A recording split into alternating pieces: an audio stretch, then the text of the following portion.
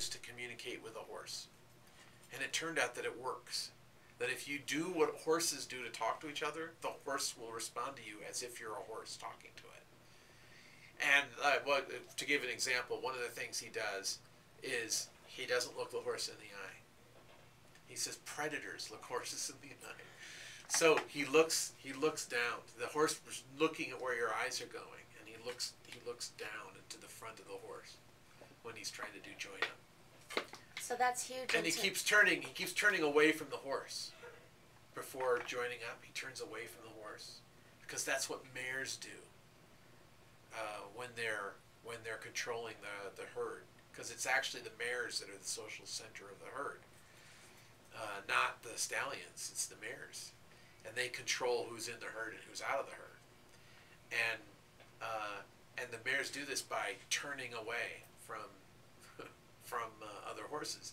And so he tried that too, and then he discovered, and you see this on video, he shows this in live, the whole thing from beginning to end. There's this horse that's never been broken, and he does a little thing to get it, he scares it a little bit to make it run around in a circle. And he makes it run for a quarter mile, because that's the normal distance that a horse runs when it's getting away from a predator. And then he said, now the horse is really looking for a friend at this point. And so then he stops flicking the whip at it, which he did just to make noise, to scare it. And he starts wandering in little figure eights in the center of this ring. And the horse that's running around the outside stops running around the outside and starts walking toward him. This is a horse that's never seen him before. And it starts walking toward him because he's doing these gestures that say, I'm actually your friend. And the horse responds to that. So this is what this is Monty Roberts figured out how the system works. He figured out the source code to the horse brain. And because he figured that out, he doesn't need to use force anymore. This is what you're doing in the Innovation Lab. You're becoming an education whisperer, right? This is exactly what you are doing. And your skill in doing this will be developed over years as you refine your technique. But what you need to learn to do, I'm sure you've already seen this, is every kid is different. Every kid is a unique challenge. Every kid, some kids you may have to talk tough to them at times. Other kids, talking tough would have the opposite effect. What you need to do is you need to show them respect and give them space. Other kids are terrified of space, and you need to give them a feeling that they're embraced, and that they're not stuck in an open space. But you need to be able to read which kids need what kind of thing. And see, that's why I think it's worth all this craziness to change education now, is because the join up sounds like it's listen to each individual and get in their mindset and meet them there. Right. Now, see, that's why you need to read you need to see the Monty Roberts thing. It'll blow your mind. It's called the Monty Roberts, the Real Horse Whisperer, I think is what it's called. And he's used his basic technique on kids too. He's got like 40 foster kids.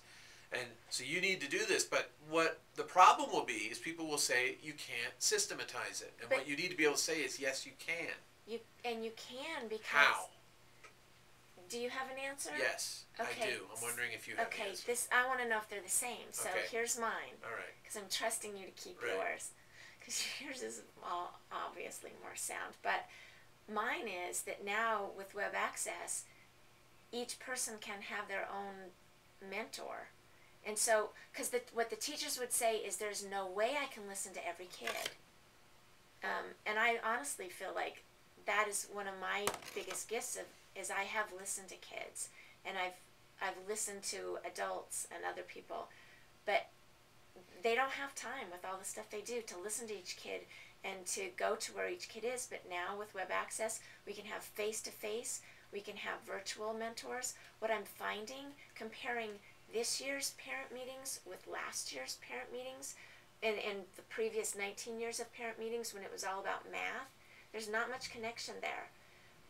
Well, that sounds like you're saying a resource is available, but how is that a system? How is that systematic? I mean, you still would have to depend on the quality of the individual mentors, right? And and everyone's different, and so there might be some terrible mentors and some great mentors, and how would you know? So how is that a system? Well, the system, and I'm thinking, do you mean like, I'm thinking the system or the curriculum or the standard process that we use is something like the Notice Dream Connect do, a process of learning, so that whatever you do, whatever you change, whatever kids you have, make sure you're going through those pieces in order to get to where you're at. Okay, and I'll add another thing to it, because I agree with you. But I add another thing to it. You could go to the second order. You can say, the process of listening to kids is unique to each child and unique to each situation. That's true. But what can be systematized, what can be repeated, is the process of learning how to do this. You can systematically learn how to be a mentor. You can systematically learn how to identify mentors. You can systematically monitor mentors. You can have a system around this. So Monty Roberts' technique is a teachable technique. And this was the second criticism that he got. The first criticism is the horses are special. Only certain horses will work with this. And then he showed, hey, I can do it with any horse. And then what's the next objection? They go, well, it's you. Only you can do this. And then he showed, well, I can teach anybody to do this. So he created a training program, a systematic way to develop in people the ability to listen to horses, to respond specifically to horses.